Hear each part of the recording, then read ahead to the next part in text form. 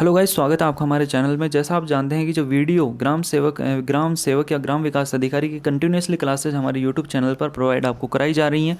साथ ही साथ में बहुत से लोगों की कमेंट सेक्शन में रिक्वेस्ट आ रही थी कि सर कुछ महत्वपूर्ण टॉपिक हैं, जैसे गरीबी हो गया, बेरोजगारी हो गया, अकाल सूखा, मरुस्थलीकरण परियोजनाएं, आपकी पशुधन रिपोर्ट होगी, जनसंख्या होगी या फिर वन रिपोर्ट होगी। ये जो महत्वपूर्ण रिपोर्ट्स हैं इनको आप पहले करवा दीजिएगा। तो उसी संदर्भ में आज जो हम टॉपिक शुरू करने जा रहे हैं उसका नाम है गरीबी तथा बेरोजगारी, मतलब पुअर्टी एंड अनएम्प्लॉयमेंट। तो सबसे पहले हम इसमें इसकी परिभाषा जानते हैं। तो जीवन की वह अवस्था जिसमें व्यक्ति अपनी आवश्यकताओं की पूर्ति करने में सक्षम नहीं होता है, गरीबी की जो कैटेगरी है उसके अंतर्गत वो आता है। अर्थात ऐसा व्यक्ति जो अपनी मूलभूत आवश्यकताओं की पूर्ति नहीं होने की अवस्था क्या कहलाती है? गरीबी कहलाती है। अब सवाल ये उठता है कि जो गरीबी है उसका मापन किस आधार पर किया जाता है? तो हमारे भारत में, या फिर हम ये कहें कि जो गरीबी है उसका मापन कुछ संगठन हैं और कुछ समितियां हैं, जो कि समितियां जो अपनी उन समितियों का गठन किया जाता है तथा वो अपनी कुछ वर्षों के बाद में अपनी रिपोर्ट हैं जो प्रकाशित करती हैं और उस आधार पर वो जो गरीबी का मापन करती हैं। तो सबसे पहले हम ये जान लेते हैं कि वो महत्वपूर्ण संगठन कौन कौन से हैं। तो सबसे महत्वपूर्ण और सबसे पहला जो संगठन है वो आता है हमारा योजना आयोग, जिसको बदल करके 2015 में नीति आयोग कर दिया गया। जिसका नीति आयोग है उसका जो अध्यक्ष है वो प्रधानमंत्री होता है और जिसके प्रथम उपाध्यक्ष थे वो कौन थे? अरविंद पनगड़िया थे। क्लियर। जो योजना आयोग है उसने बताया कि जो गरीबी है उसका मापन जो किया जाए वो कैलोरी उपयोग के आधार पर किया जाए। और इन्होंने एक मापदंड तय कर दिया कि ग्रामीण क्षेत्र में जो व्यक्ति 2400 कैलोरी प्रतिदिन से कम उपभोग कर रहा है वो गरीबी रेखा के अंतर्गत आता है। और उसी प्रकार शहरी क्षेत्र में जो 2100 कैलोरी प्रतिदिन से कम उपभोग कर रहा है तो वो गरीबी रेखा के नीचे आता है। क्लियर। दूसरा महत्वपूर्ण संगठन, आगे बढ़ते हैं, तो NSSO। तो NSSO की हम यहाँ पर बात करें तो NSSO की फुल फॉर्म है national sample survey organisation. Clear. इसका नाम बदल करके NSO नेशनल स्टैटिकल ऑफिस कर दिया गया। और इन्होंने जो मापदंड का आधार बताया कि प्रति व्यक्ति प्रतिदिन परिवार उपभोग खर्च। क्लियर। जो NSO है नेशनल स्टैटिकल ऑफिस है, इसने जो गरीबी रेखा का जो मापन का आधार बताया वो बताया प्रति व्यक्ति प्रतिदिन परिवार उपभोग खर्च। क्लियर है। उसी के पश्चात वर्ल्ड बैंक एक संगठन, इसने जो गरीबी है उसका मापन करने का बताया कि यदि कोई व्यक्ति प्रतिदिन यदि प्रति व्यक्ति 1.90 US डॉलर रुपए खर्च कर पा रहा है तो वो या उससे अधिक खर्च पा रहा है तो वो गरीबी रेखा के अंतर्गत नहीं है। यदि वो इतना खर्च नहीं कर पाता है तो वो गरीबी रेखा के अंतर्गत है। क्लियर। अब चूंकि सवाल उठता है कि जो गरीबी है उसका मापन किस आधार पर किया जाता है, आपको ऑप्शन में दे दिया, जैसे आय, व्यय को ही हम बोलते हैं खर्च। तो आप हमेशा याद रखिएगा जो गरीबी है उसका जो मापन किया जाता है वो व्यय या खर्च के आधार पर किया जाता है। तो ये तीन तो महत्वपूर्ण संगठन है। चौथा है कुछ समितियां हैं और बहुत महत्वपूर्ण समितियां। आपने देखा होगा जो ग्राम सेवक का जो पेपर हुआ था पिछली बार, उसमें आई थिंक सुरेश तेंदुलकर समिति कुछ करके या फिर सी रंगराजन समिति, जो कि प्रधानमंत्री मनमोहन सिंह पूर्व प्रधानमंत्री उनके आर्थिक सलाहकार थे, उनकी जो रिपोर्ट थी उस पर से डाटा बेस उठा करके और आपसे डायरेक्ट क्वेश्चंस पूछ लिए गए। तो उस पर भी हम यहाँ पर चर्चा करने वाले। तो पहली जो समिति है आपकी वो है यहाँ पर जो पहली जो समिति है उसका नाम है रथ तथा दांडेकर आयोग। आपसे डायरेक्ट कुछ समितियों के नाम दे देंगे, ऑप्शन में 4 समितियां दे देंगे, पूछ लेंगे इसमें से कौन सी गरीबी से संबंधित है। तो पहली समिति रथ तथा दांडेकर आयोग 1971 में इसका गठन किया गया। इसने रिपोर्ट अपनी प्रस्तुत की थी 1973 में। क्लियर। उसके पश्चात दूसरी जो समिति है वाई के अलग समिति, जिसका गठन किया गया 1977 में और इसने अपनी रिपोर्ट सौंपी थी 1979 में। अब चूंकि आप इस चीज़ को याद कर लीजिएगा कि जो वाई के जो अलग समिति है ये ही ऐसी समिति है जिसने ये कहा था कि जो गरीबी है उसका जो मापदंड है कैलोरी आधार पर किया जाए। तो आपसे पूछा जा सकता है कि प्रथम ऐसी समिति कौन सी है जिसने ये कहा कि जो गरीबी का मापन है वो कैलोरी आधार पर किया जाए। आगे बढ़ते हैं। तो तीसरी और महत्वपूर्ण जो आपकी समिति आती है उसका नाम है DD लकड़वाला आयोग। क्लियर। तो जो DD लकड़वाला आयोग है इसकी जो गठन है 1989 में किया गया और इसने रिपोर्ट अपनी प्रस्तुत की थी 1993 में। ठीक। आगे बढ़ते हैं। बहुत महत्वपूर्ण समिति आपकी सुरेश तेंदुलकर समिति। ये नोट्स हैं, आपको इनको डायरेक्ट मैं उम्मीद करता हूँ कि आप इनको नोट कर लीजिएगा या फिर इस वीडियो को 2-3 बार आप देख लीजिएगा, जिससे आपको ये डाटा एग्जैक्टली याद हो जाए और आपको जो एग्जाम में उसमें आप देखना डायरेक्ट डाटा आपको मिलेंगे। क्लियर। तो चौथी जो समिति है वो है आपकी यहाँ पर सुरेश तेंदुलकर समिति। इसका गठन 2005 या फिर हम इसको बोल सकते हैं 2004-05 में किया गया। क्लियर है। रिपोर्ट इसने अपनी 2009 में सौंपी गई। और आधार इसने किसको बनाया कि आधार एमआरपी आधारित उपभोक्ता व्यय आंकड़ों को आधार बनाकर गरीबी रेखा को इसने क्या किया है, निर्धारित किया है। अब देखिए कि जो सुरेश तेंदुलकर समिति है इसने क्या मापदंड दिया। तो सुरेश जो तेंदुलकर जो समिति है उसने कहा कि भैया कि जो खर्च है ग्रामीण क्षेत्र में जो खर्च है, यदि व्यक्ति 27 रुपये 20 पैसे प्रतिदिन खर्च कर पा रहा है तो वह गरीबी रेखा से ऊपर है। उसी प्रकार शहरी क्षेत्र में यदि कोई व्यक्ति 33.33 रुपये प्रतिदिन खर्च कर पा रहा है, मैं यहाँ पर आप देखना मैं क्या बोल रहा हूँ, यहाँ पर खर्च कर पा रहा है तो वो गरीबी रेखा के ऊपर है। इसी तरीके से यदि प्रतिमाह 816 रुपये ग्रामीण क्षेत्र में यदि वो खर्च कर पा रहा है या फिर शहरी क्षेत्र में वो 1000 रुपये प्रतिमाह यदि खर्च कर पा रहा है तो वह गरीबी रेखा के ऊपर है। ऐसा इन्होंने अपना मापदंड दिया। अब रिपोर्ट में इन्होंने इस आधार पर क्या कहा, तो ये जो इनकी रिपोर्ट है इसको आप याद कर लीजिएगा, इसको मैं तो ये कहता हूँ इसको रट लीजिएगा। क्लियर। देखिए अब रिपोर्ट में तो जो सुरेश तेंदुलकर समिति है इस रिपोर्ट के अकॉर्डिंग देश में कुल गरीब जो जनसंख्या है वो कितनी है, 21.9%। डायरेक्ट आकलन पूछा जाता है। जो आपके एनटीपीसी रेलवे वगैरह इसमें तो डायरेक्ट पूछा जाता है और 20 बार ये सवाल पूछ चुके। तो देश में कुल जो गरीब जनसंख्या है उसका प्रतिशत कितना है, 21.9%।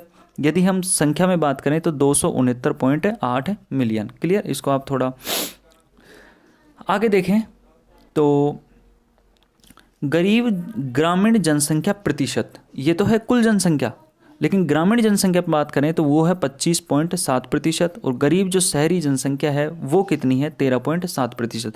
तो ये तो होगी आपकी राष्ट्रीय स्तर पर। क्लियर। मतलब भारत के जब पूरे देश की हम बात करते हैं, बात आती है राजस्थान की। तो राजस्थान में सुरेश तेंदुलकर समिति के आधार पर राजस्थान में जो कुल गरीब जनसंख्या है वो कितनी है, 14.7%।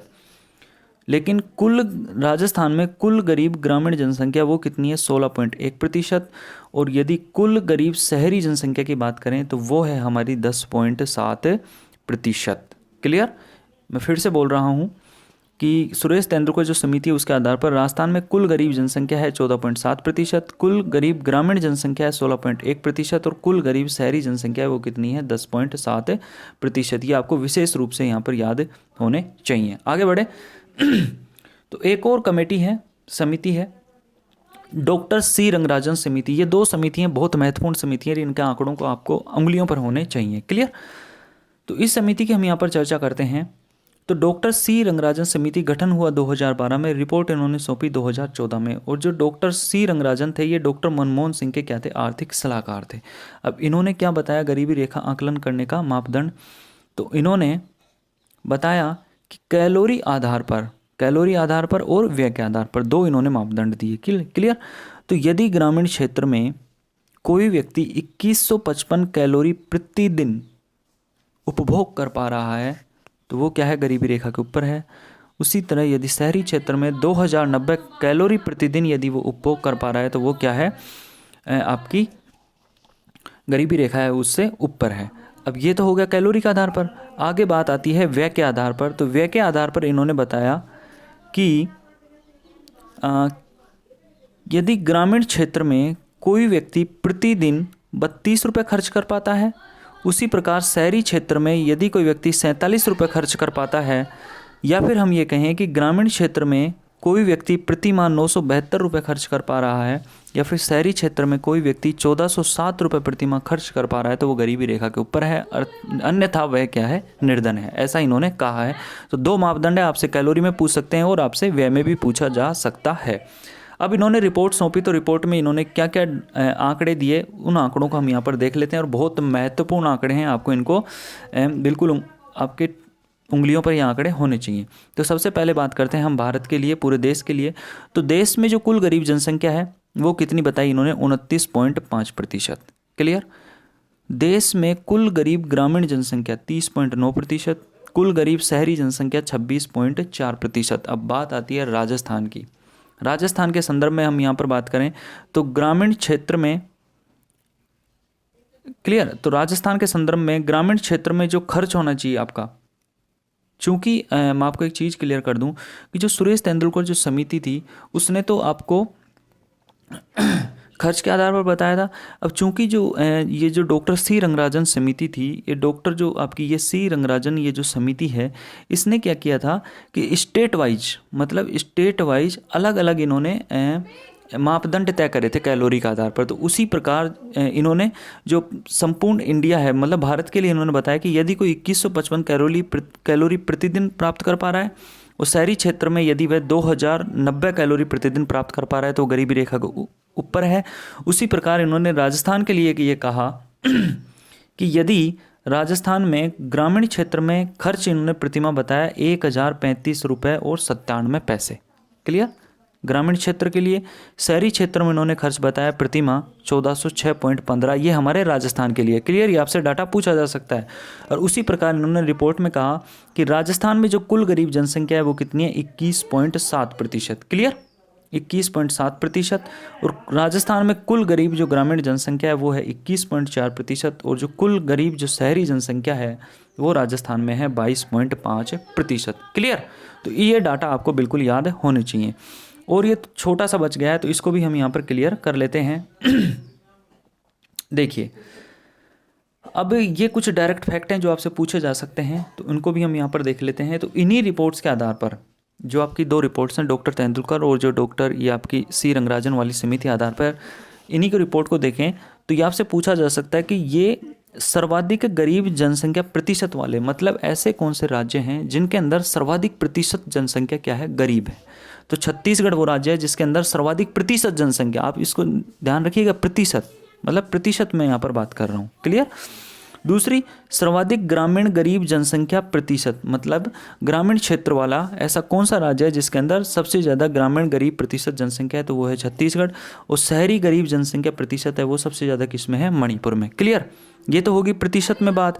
अब हम बात करते हैं नंबर में, मतलब संख्या में।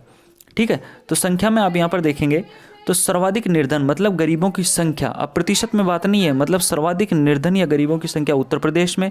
ग्रामीण क्षेत्र में भी सर्वाधिक गरीब किस में है, उत्तर प्रदेश में। और शहरी क्षेत्र में भी सर्वाधिक गरीब किस में है, उत्तर प्रदेश में।